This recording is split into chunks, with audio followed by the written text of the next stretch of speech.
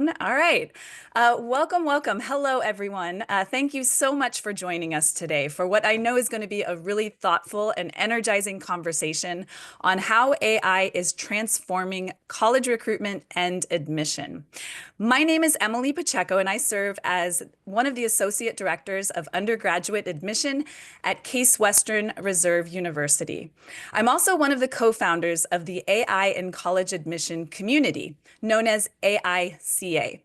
We are a NACAC-recognized special interest group focused on exploring the evolving role of artificial intelligence in our work as counselors, admission officers, and enrollment leaders. Today's webinar is sponsored by AICA. We're excited to bring this conversation to our community.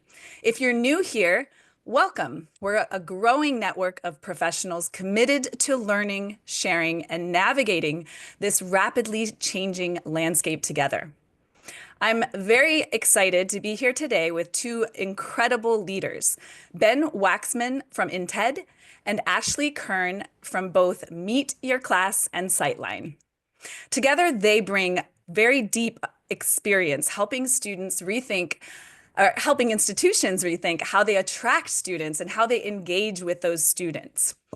They are teaching us how to better lead the charge and how AI can help us do this even better. Today's session is about moving beyond the buzz. We're diving into what's actually working. We'll explore how colleges and universities are exploring AI are using AI-powered tools to strengthen recruitment efforts and personalize outreach to build meaningful relationships with prospective students earlier in the whole process. Here is a quick look at our agenda. We're going to start by grounding ourselves in what is ready right now. We're going to look at concrete examples of how institutions are already using AI to process information like transcripts and enhance student engagement. From there, we're going to move into a broader discussion about valuable data, what's most useful, and how it's being used. We're also going to look at where all of this is taking us next. Where are we headed? So whether you're just starting in this conversation, you're starting to explore AI, or if you're already experimenting with these tools, we hope that you leave today with fresh insights, new ideas, and ideally something that you can bring right back to your team. But a quick note before we get started, this is a webinar, so if you have questions that come up as we go, please use the Q&A box that you see on your screen to put your question in there. You can also chat, but that will use, you can share where you're coming from, or if you have comments that you'd like to share throughout the presentation, feel free to use the chat. But for your questions, please use that Q&A box. So before we get started here, we do want to do a little poll to get you involved. So we've got 3 quick questions here. We'd love for you to answer this. Is your institution using AI in enrollment recruitment? So if you're right here, you're an enrollment side of things, you're on the enrollment side of things, are you using AI in the recruitment process right now? Just going to give it about 20 more seconds. Interesting. Right. Yeah, right. Yeah, okay, so we're gonna end that and I'll share it with the group. And I'm sure that's going to be part of our conversation today. The majority are not using artificial intelligence, and that's really exciting because you're here to learn how it is being used and to learn about how you could use it. Let's launch the next one. I might have to close out of the first one. I know, I can't see the close. Hold on. I think I might have to. Okay, here it is. Sorry, I could not see the little X button to stop it without not showing my screen. So let me bring up the second one here. I think the second poll question might be a little more interesting because I have a feeling a lot more of you are using AI and analytics than you think you are, because I think there's a lot of other areas beyond kind of the LLMs and things that you kind of think of as AI now, where you might really be using it. Mm-hmm. And this So one yeah, where has, do you, yeah, go ahead, Ben. it has a number of options, so do scroll down.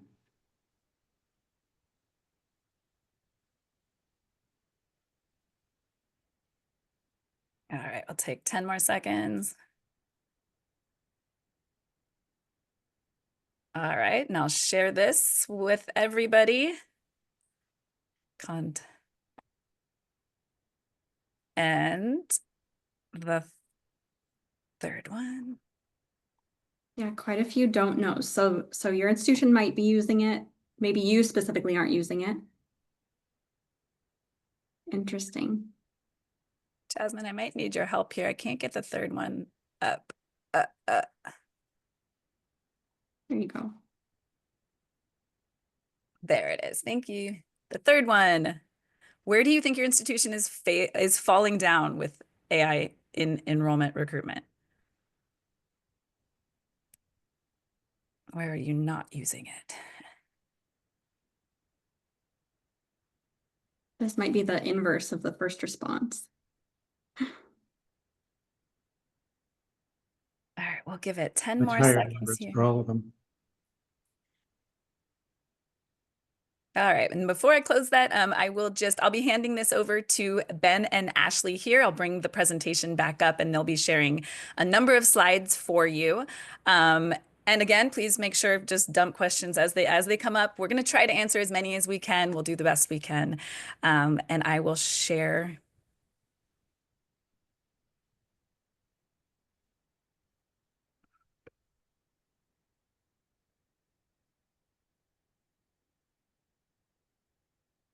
Sorry, Yeah, taking me a moment. this is Okay. interesting. We're definitely going to touch on most of these topics today. All right. And so I think you guys are going to introduce yourself and I'll let you guys take it over. Great. Thank you, Emily, and the opportunity to be here with all of you. Looking at the attendee list, and there are a lot of names on here of people who I know, and that's fantastic. Thank you for coming. And a lot of names of people who I've never met. So just a couple of seconds on what Intead is. We are a marketing consultancy. We've been around for about 15 years doing work in recruitment, enrollment management. We do a lot of really fascinating global market research that we've published. If you haven't been to our website, highly recommend. And there's a lot of information in our resource center, downloadable reports. We've been blogging on this stuff almost every week for 15 years. There's a search bar, don't worry. So we publish all this stuff and try and get our community better able to grapple with all of the different things around recruitment. As a consultancy, we also do the research for our clients and then execute on those marketing plans that we develop. What we're talking about today, well, I guess Ashley and I will get into it in just a minute, but that's who Intead is. I've been running a marketing agency for 30 years, and we just love this stuff. It's fascinating and it's changing really fast. Ashley. Hi, yeah, thanks for the intro, Emily and Ben. So I'm Ashley Kern. I founded a data science consulting firm, Sightline. So that is primarily around enrollment management, financial aid optimization, get a little bit into student retention as well. But more recently, I've joined also the team of Meet Your Class, and that is a kind of a case study that I'm going to walk through today about some more interesting kind of valuable novel data that I think is really valuable to higher ed now. It's very applicable to kind of going through potential melt season in admissions right now as well. So excited to get into that. All right, let's dive into the slides, Emily, and move through. I can speak for a minute about the agenda, or covered the agenda.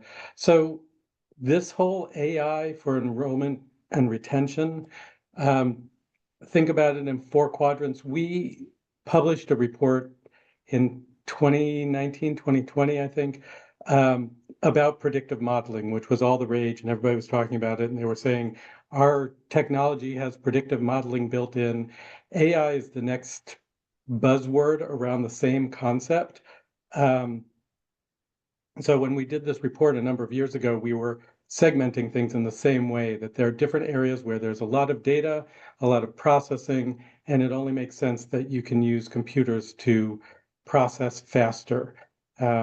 AI is getting a tremendous amount of buzz, and there's something to it. And at the same time, it is changing so fast. And I have a couple of statistics coming up in a minute. But before we get there, just how fast it's changing makes our work really, really difficult, because as soon as you get your head around one thing, 3 months later, new stuff is coming out. So for instance, if we were to recommend best practices and guidelines for using AI in one particular area, content generation, which a lot of you were thinking about or doing. And so best practices today and best practices come December of this year, I would say we would revise the entire thing. How SEO is used by your students to search for schools, changing rapidly because of AI and the search results that come up. So should you do these paid ads using all those tools? You have to change your thinking on all of that, and you're going to change it again next year. So just the point of this stuff is changing rapidly, even though it's been around for quite some time. And it also makes it hard to invest in technology. And that's what I think Ashley and I are going to be talking about. What is ready now and solid, and we'll have two examples, and what is in that state of things are changing so rapidly. So if you make a big bet on some new technology today, would you even be using it a year from now? And that's a big question mark. It makes it hard for institutions to feel confident about those investments. Ashley, anything you want to add there, or should I just keep rolling along? Yeah, I think kind of what I'll kind of get into more in my slides is also like just structuring the data to me is like the most valuable thing. So when you are going and chasing these like new technologies or new applications, things like that, the base is like always having solid data and making sure it's clean, it's structured in a way people can access it. So then as new kind of AI tools or even kind of just general analytics tools come up, you have a really good foundation that shouldn't be changing aside from identifying like new areas to have better quality data. Right, getting to data truth, and where Mhm. everybody around the conference table agrees that data is accurate, because if you're not using that, you're going to fall down as you try and move forward. I can get more into that if people are interested, but just two quick statistics pointing out how difficult these kinds of changing things are. This is from February 2020, a McKinsey report. It's still perfectly valid today. Finding the people who truly understand what's going on in IT, and here it's referring to web design and management, which is less of an issue today than the data modeling and data analytics and applying AI appropriately. And we'll get into, I think, some talk of ethics. It's really hard to find the people. So sure, you can put a AI tool in place, but do you have the team that truly understands how to use it consistently, reliably? And if we go to the next slide, there's another statistic that from research we had done, or that Chronicle of Higher Ed had done, and we put into our report, 589 institutions that were using predictive analytics back in 2020, and the struggles they were experiencing trying to do this well. Just because you purchase a tool doesn't mean you can actually use it. If you think about Excel, I probably use 5 to 10% of what Excel can do. And there's 90% that it does that I'm just not capable of accessing. So finding the people is a big deal. And one of my last points before we get into a concrete example, this gets into the ethics of it all, and diversity, equity, inclusion is an important topic on so many fronts today. It's very easy to fall into a trap where if certain type of student is succeeding at your institution and the data points to that, are you then implementing policies and processes that will get you more of those students? So which criteria are you entering into that? And so are you going to end up with a very homogeneous class, same economic background, same ethnicity, etc.? Or are you putting in actual GPA and other things that might be agnostic to your economic status and your race, and you're going for best fit students based on other criteria?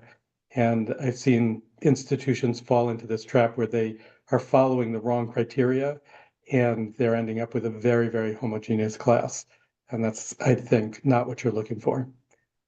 So moving on, this is the concrete example that I want to talk about that is something that's ready now and is really fascinating. And actually, we wrote a blog post about MyDocs, and that was something that Emily saw, and she was in touch soon afterwards saying, this would be really cool to talk about. So thank you, Emily, for noticing. So MyDocs is a new creation, relatively new, more than a year old now, from John Reese. And I imagine a lot of people on this call don't know who John Reese is, but he is the founder, the originator of Parchment, which was a tool back in the day, more than a decade ago, that took transcripts and converted them to a PDF. And so schools, or more than a decade, 20 years ago, Parchment started a long time ago. And so we started getting PDF transcripts as opposed to paper transcripts.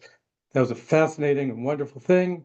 And the evolution of that is that Parchment, I believe, just last year sold for about $870 million in cash.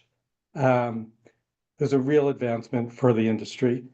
John left that quite a while ago and is now putting together MyDocs, which is a tool that takes those PDFs one step further to scan them and make them into machine readable data.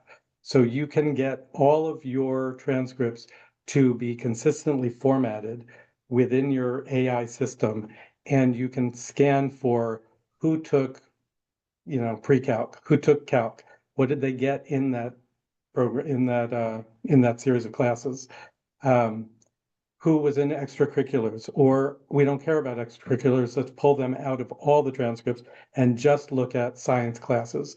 Let's see what their grades are in all science only. We don't care about anything else. You can parse this stuff in so many different ways. And what's exciting about that, and there are other benefits to this, but what got my juices flowing is the idea that you can look at your successful students and their transcripts from high school, and you can see what they have in common. We can talk more about that. The tool itself is a game changer for your admissions department in terms of processing transcripts from around the world, because it can translate from any language into English. You can apply filters that would say, okay, anyone coming from India or a different school district in the US that has stronger or weaker academics, you can put filters on for specific schools or regions that would then make everybody equivalent, and there's this whole debate in the industry about schools that provide calculus and schools that don't, AP exams, all of that. You could kind of balance for all of that and not require calculus and still find amazing students. So I'm kind of rambling around about what this thing does, but it changes the way you can interact with your applicants and very, very quickly process thousands and thousands of applications and be able to get back to them with very specific offers. Ashley is very involved in optimizing the scholarship process, and this would feed right into that, so that you could know this one is worth giving more money to or not. And so as you use these tools, we'll talk about them more. But one of the things that's very important from our point of view, being entrepreneurial and supporting entrepreneurs like John and MyDocs as they roll these products out, is that incremental approaches work far better than let's throw out what we got and put all new stuff in place. And the AI vendors that I see tend not to work that way, tend to say, hey, throw out your old system and go with ours. And I would advise to work slowly and carefully to make sure that what you're investing in is actually going to work beyond just January of next year. And that's hard to judge with a lot of these things. MyDocs is actually working now, and the way it's evolving, I don't see it crumbling based on new advances in AI. It's only going to get better and more useful. And I'm not here to shill for John and MyDocs. It is a product that he came to us and said, can you help me roll this out and do some of our marketing? We did that, and now they're rolling along pretty well. It's just a fascinating thing. We'll get more into it. Handing it off to Ashley. Thanks, Ben. So I think that was a really good segue. if you want to go to the next slide there, Emily. Yeah, higher ed data is extremely messy. It's in all sorts of different systems. It's hard to connect.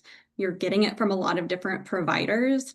I don't, maybe someone can recommend in the chat, but even as being a data scientist in higher ed, I have not seen a one-stop shop that really is creating a good system to merge all these data pieces together. It's really working throughout the entire student life cycle, and it gives you like user functionality to implement AI as well. So we're still kind of stuck in this place of getting data and information from different providers, pulling it together.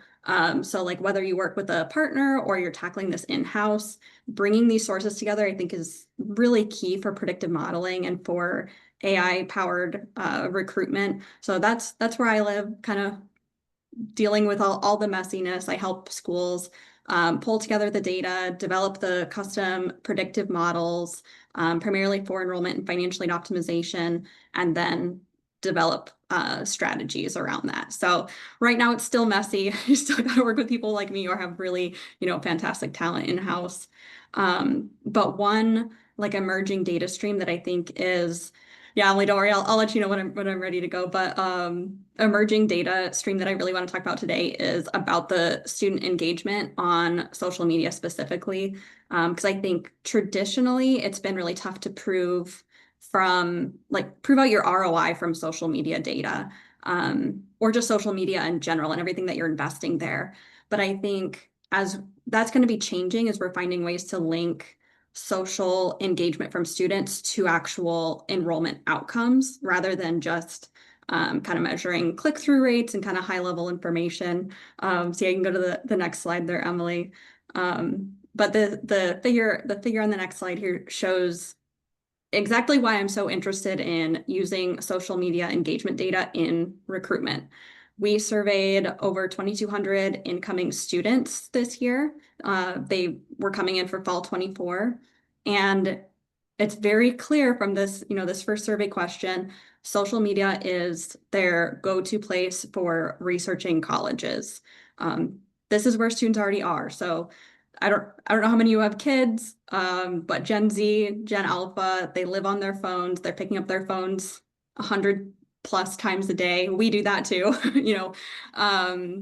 so they're scrolling through Instagram, but using, I think, data from social media in a meaningful way is tricky.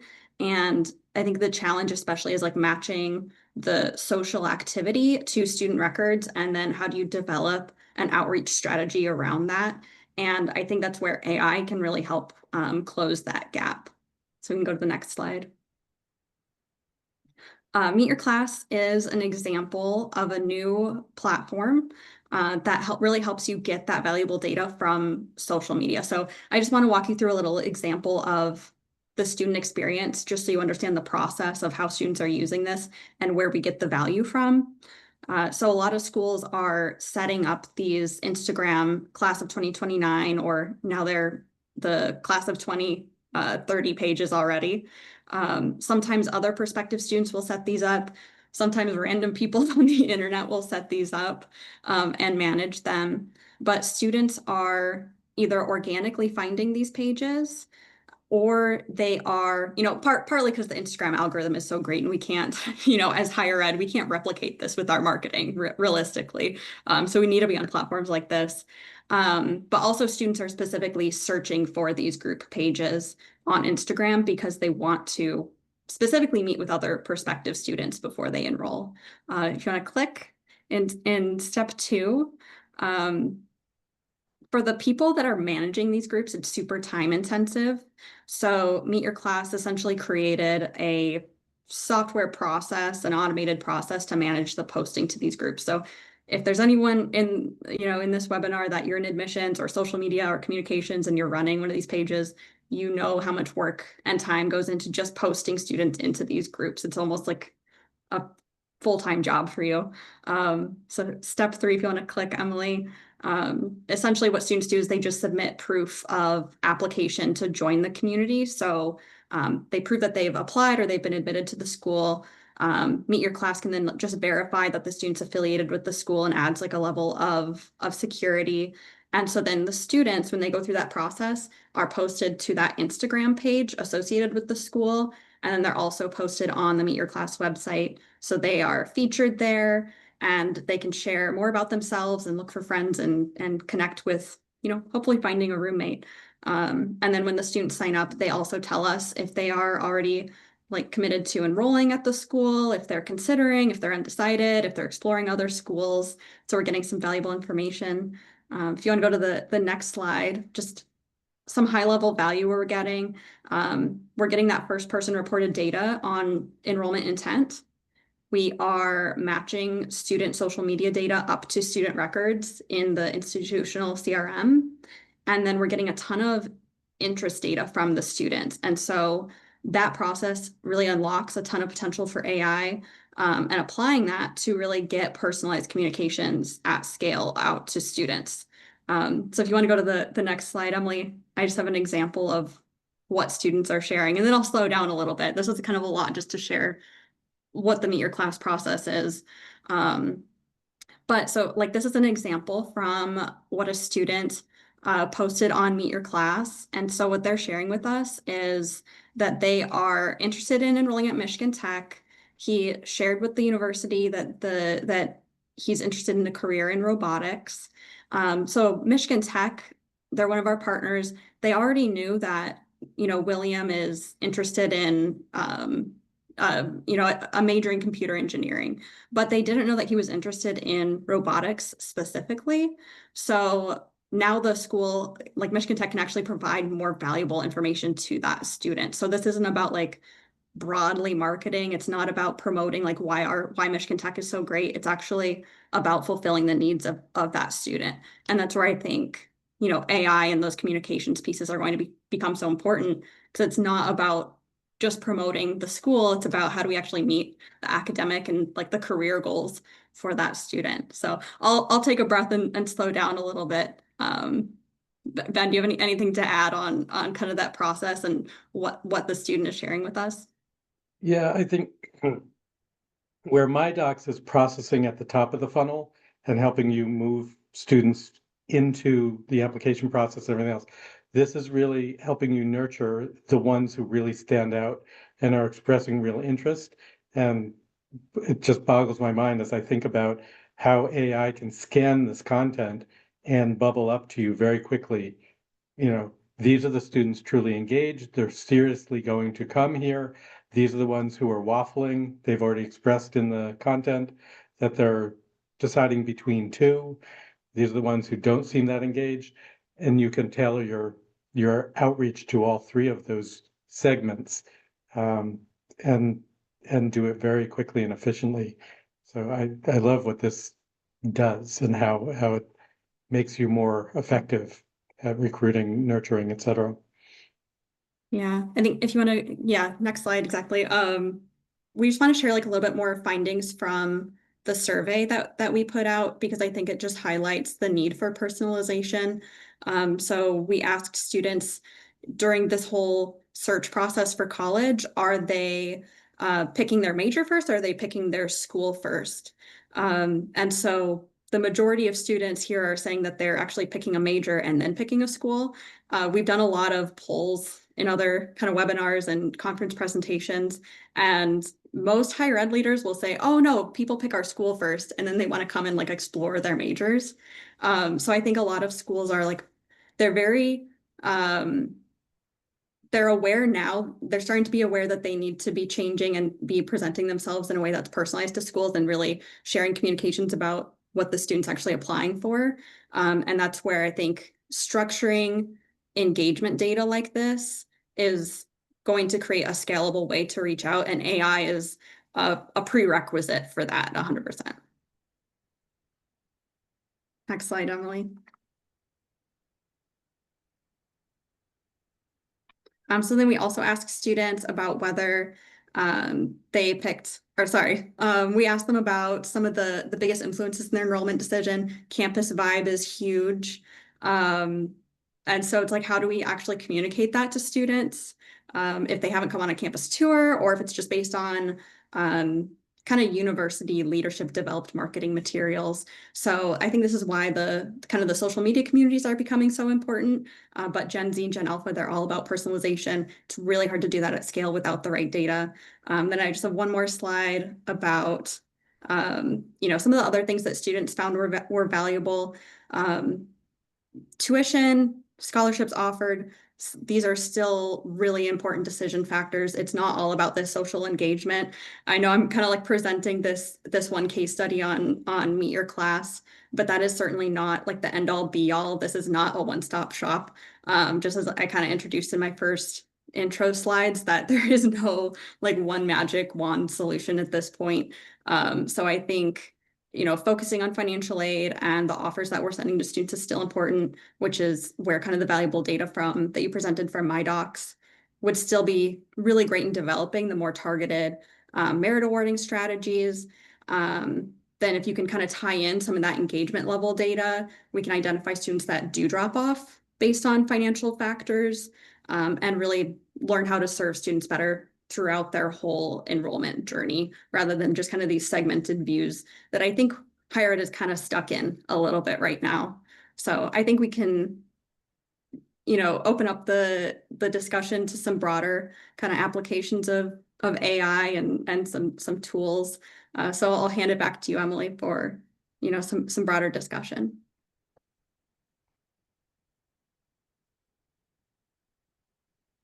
Okay, give me a second. I'm coming back here. It takes me a moment to get back situated. Get my camera on. All right, there are some questions that have come in, and we have a few questions here. We'd love for a little discussion time. So if there are questions, if you want to that you are interested in, please make sure use that Q&A button, the Q&A box. If you put them in the chat, we have trouble finding them, so please make sure to put them in the Q&A box there. But let's start with a question here that's on a lot of people's minds. There's so many different kinds of predictive models and so many different data streams out there. How do institutions figure out what data to actually trust? And what do we think about traditional signals such as, FAFSA data or email opens? Are those still just as useful as they used to be? Or is there other data? Are there other places that we need to be looking now? Start, Ashley, you want to go at it? Yeah, I have a response to this one for sure, because I'm not part of a large company for my consulting. I'm not one of the the EABs of the world, so I get to talk pretty personably with a lot of the schools that I work with, and they'll kind of tell me, despite me being a data scientist, they'll still kind of come to me and be like, I'm working with these other providers. I have an enrollment forecast from EAB. I have an enrollment forecast from RNL. Especially when the FAFSA debacle happened, they were both saying kind of wildly different things. So, they're kind of looking to me like, which one do we trust? Which one do we make decisions off of? Do we get another predictive model from you? So I think probably most of higher ed is overwhelmed with the number of data pieces they're getting, the number of models that they're getting, and it's hard to choose what to go off of. Based on my case study with Meet Your Class, like I definitely think that first person reported data that you get from students is really valuable to cross-reference. You're not going to capture that from your whole class for overall like forecasting. But I think getting information from the student is going to really verify your forecast. But things like FAFSA it's such a hard thing to rely on at this point with all the changes that have happened in the past couple of years. And I've always told my university partners that a student submitting a FAFSA is like a really good indicator that they are interested in your institution, but it's not necessarily going to like move the needle in enrollment. If you try to get more students to file it, it's not necessarily a causative thing. So that's a whole nother conversation about kind of the cause and effect. But what are your thoughts, Ben?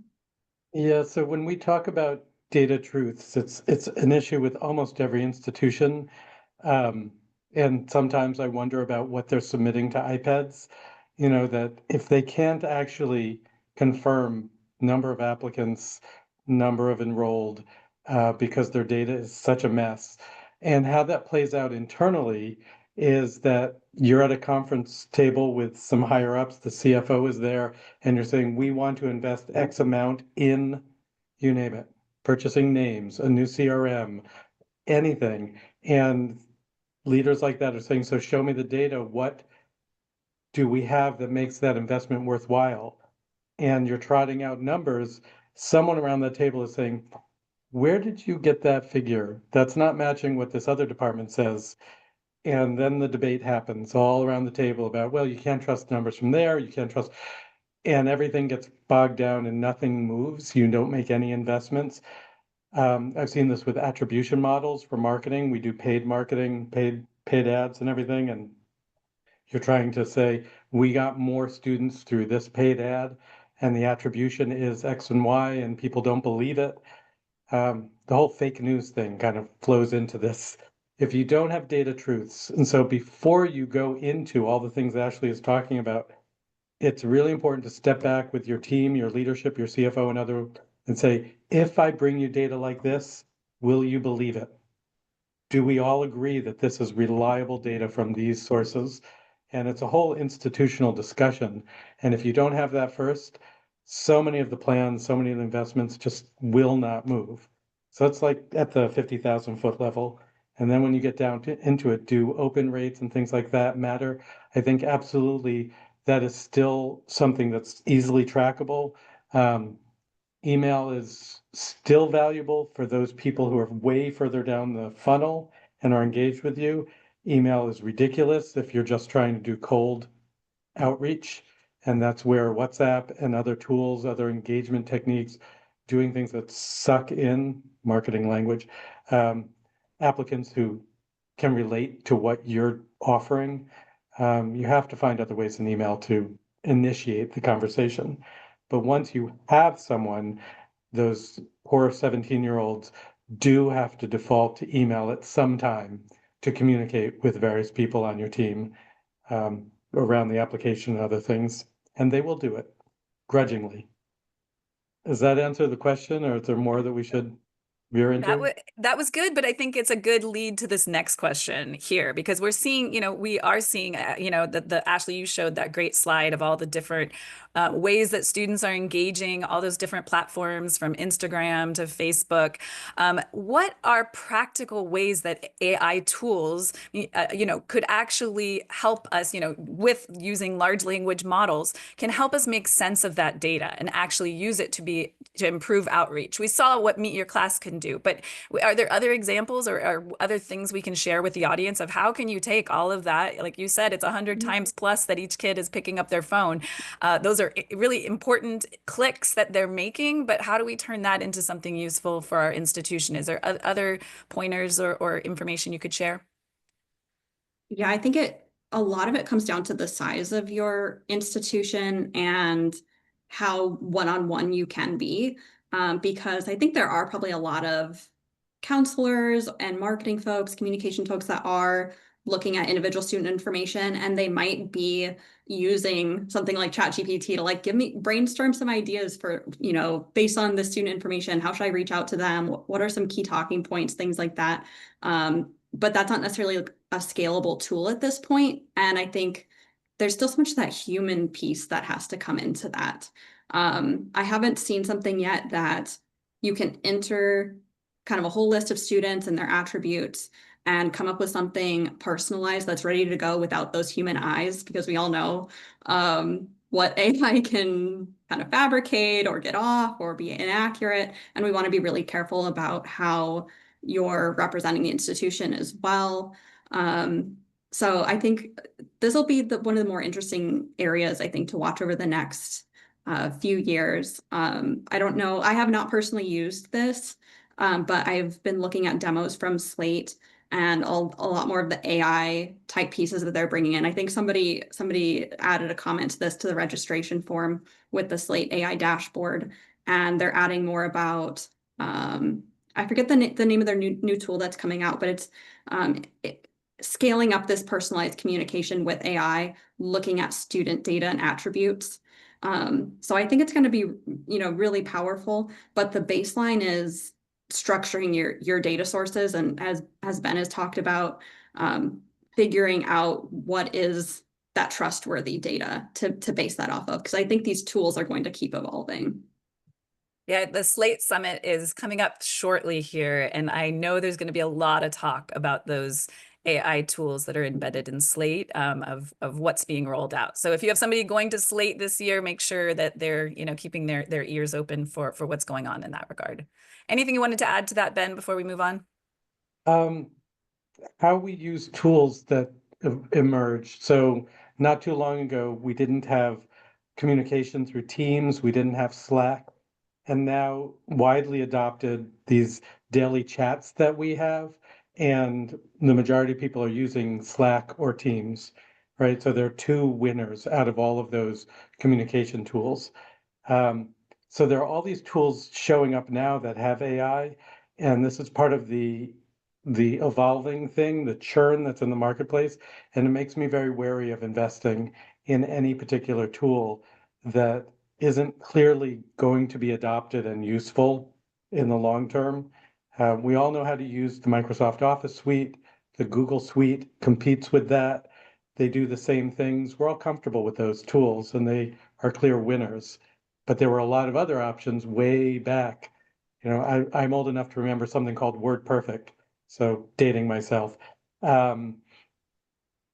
But nobody talks about WordPerfect anymore, and most of the people on this call probably have no idea what I'm talking about. So we want to make sure we're investing in the things that are going to last. And that's a hard thing when things are evolving, and that they're not easy to use yet. They're not as easy as Slack and Teams, with all the caveats that Teams users share about how they hate it. Slate wasn't on the scene years ago, and now it's totally dominated, which is a great thing. So we want to figure out how to pick the winners, and that's where I was talking about moving incrementally, as opposed to going all in on something that, a year later it's gone, or it's just being beaten by something far better. Thanks, Ben. You brought up, Ashley, some points about, the human being in the loop, and it's, AI is not at the point yet where we want to take that human out. So there's definitely a lot of ethical questions, and I know there are people in our audience that are, have these questions about the ethics involved. So as we get more access to this, to details about students, personal data about students, definitely there's new ethical questions that are coming up. How should institutions think about that line between what's helpful and what's too invasive in this? And how do we balance our goals as an institution with what's in the best interest of our students in terms of data privacy? Ben, do you want to start on this one, or do you want me to take Sure. it? So when I was an undergrad, I loved my philosophy and religion classes. It was opened all new worlds to me. So ethics has always been a big part of my life, and I appreciate that you're asking that question. I don't think there's any hard and fast system or process that helps us do exactly what you asked, Emily. I think the process is putting people who actually care in positions of power. And if those people don't, then you're in for a world of trouble. And I would imagine at some point lawsuits. Um, the ethics just have to be a question asked by leadership consistently, because there is so much churn, there's so much evolving here, and there's so much capacity for abuse, so that someone can insert criteria or other things that are really, the nicest way to say it is dismissive of certain classes of people, or and it could be inadvertent too. So I think in my mind, there's no like, oh, if we do this plugin, then ethics is taken care of. It's not like that. We need people who think about that. Maybe there's an ethics professor in your on your campus who can be part of your committee that is charged with bring this up every single meeting and ask if we're doing the right things. There's no hard answers here that are just like, here's the way to do it, from my point of view. Yeah, I think there are definitely multiple pieces of this, because it's how are students owning their data, and also how can they be sure that that is secure and it's used in a responsible way. And the other side is how our practitioners, whether it's like a third party or if it's someone at your institution, how are they developing policies, procedures, or just the strategies that you're developing for recruitment? What are the the mindsets there and the ethics and discussions around how these things are being deployed. So I think from the student side, a lot of it is about being more transparent about the way their data is used, in, if at all possible, giving them autonomy to choose when things are shared. And I think a lot of external providers do a decent job of disclosing that to students, but I think the more students can choose what they want to share and what's private, what's public, kind of the better it can be on both sides.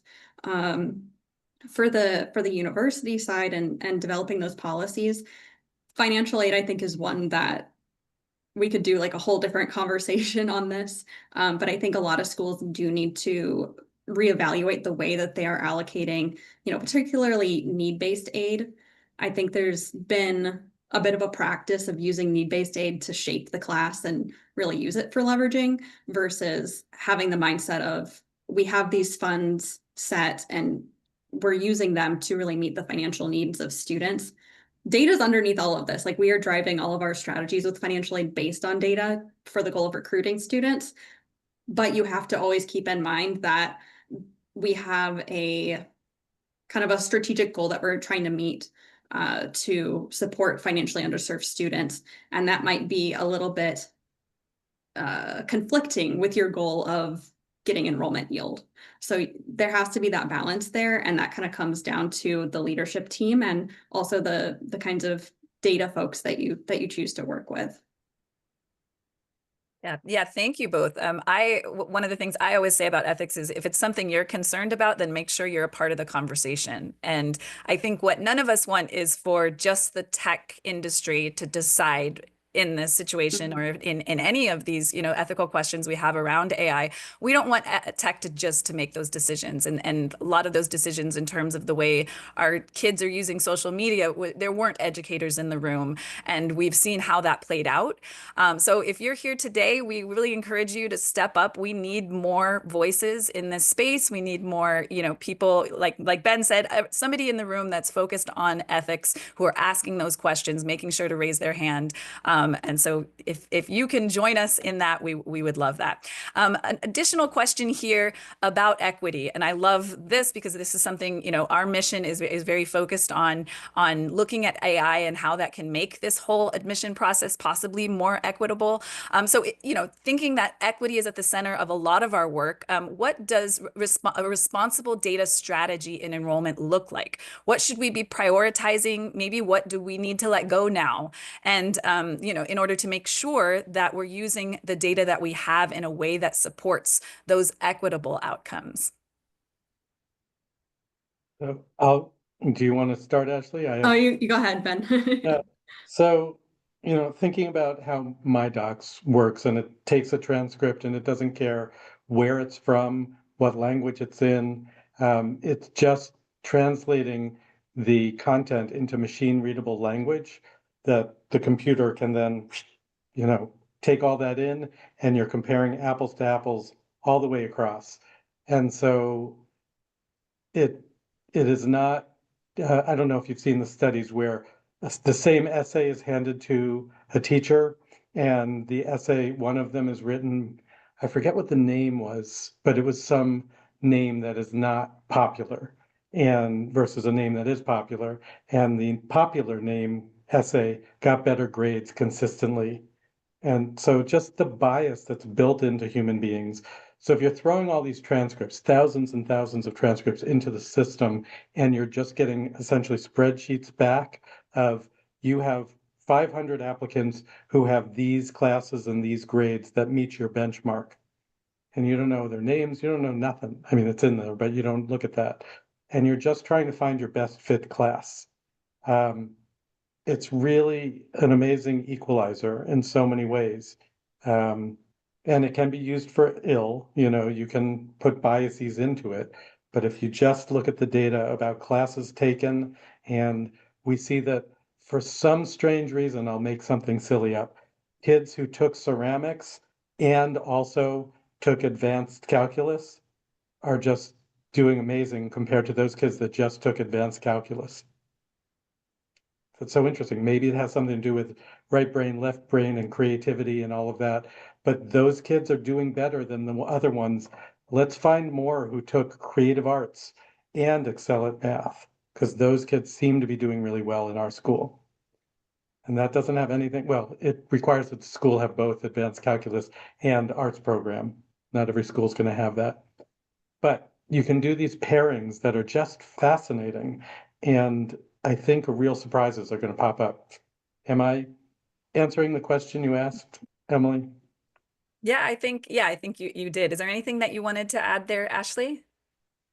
Yeah, I think just kind of a wrap up, which probably captures a lot of the things that we've talked about, that if your strategies that you're developing from data, whether it's really complex AI or if it's more kind of basic analytics and data summaries, if the strategy that you're creating from that information isn't student-centered and really to meet the needs of the students, I don't think you're likely to be that successful long term. Like, it's probably not that sustainable of an approach. And so I think we can probably all be incentivized to use data in a better way that really serves students, and particularly around the bottom 10% of students financially, or kind of the tails of the distributions that are kind of overlooked sometimes.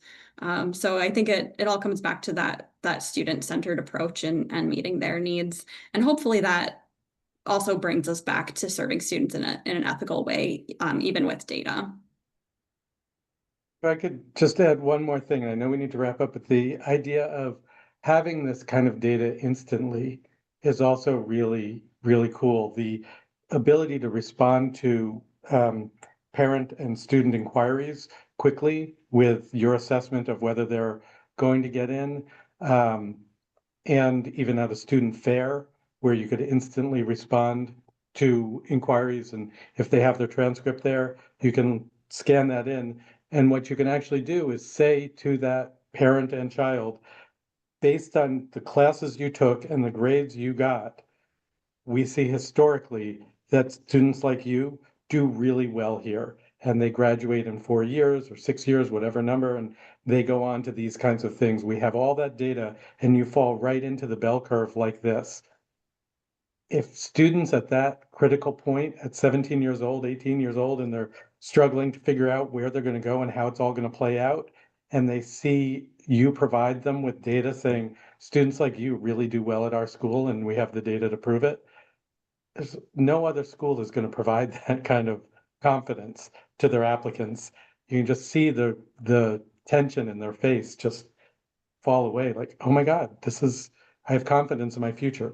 So there's all kinds of things you can do with this kind of data that can really help families make good decisions. That's what admissions is all about. And our final question here is going a little bit in a little different direction, and just a quick answer here, but as quick as we can do it, considering it is a big, kind of a big question about the roadblocks that institutions are facing when they want to invest in these solutions. Ben, you mentioned one big one of how the pace of all of this. It's all changing so fast. You love this tool today. In 3 months, there's going to be another tool that does it 3 times better, and you've already invested your money.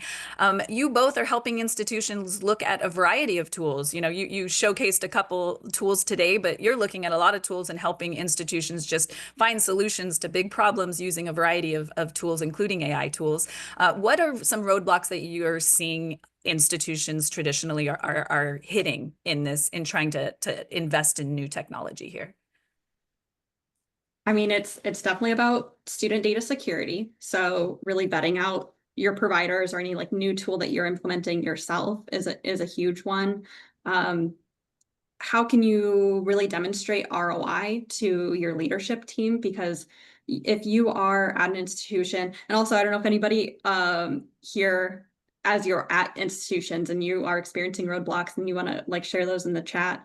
But if you are wanting to bring in a new tool, it's also up to you to understand that value and communicate that to your leadership team, and then go through the full implementation process and make sure it's a success. And I think that could be really daunting. I'm not at an institution myself, but as you said, Emily, I am constantly working with the university partners I work with who are evaluating these other tools, and sometimes I'm part of that evaluation process.